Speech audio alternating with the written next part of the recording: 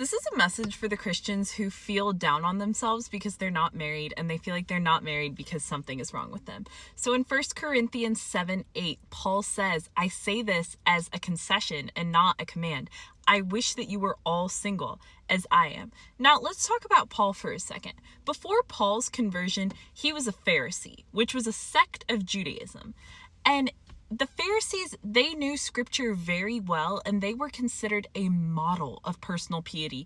And it was a very, very high expectation that they would be married. Now, Paul was likely a young Pharisee, but if he was unmarried while being a Pharisee, people would not see him being at the height of piety.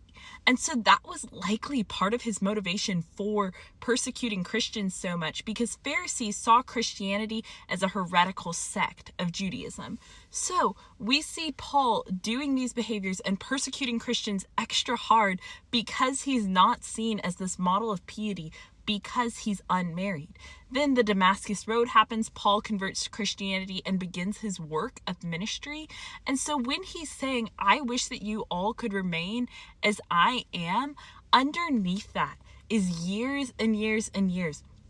Lots of times of him being told that he is not good enough and he is not pious enough. And if he was just a little bit more holy and a better example, he would be married. He had been told that and told that and told that. And then he goes on to tell others that being married is not the pinnacle of piety.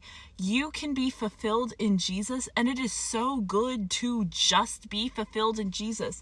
You don't have to be married. So if you are a Christian, especially if you were in the South where it feels like everyone is getting married right out of college, just know that Paul not only says that it is good to not be married and to just have that friendship with God, but it does not say anything at all about your piety, because Paul had been through all of that and had been through all of the things that people would have said about him being an unmarried Pharisee, and yet he still said that. And I say this as a single woman who wants to be married one day, but I know, because my worth is in Jesus, just like Paul said, there is nothing less pious and nothing less holy about me because I'm not married. It is simply a different status. And the same goes for you too.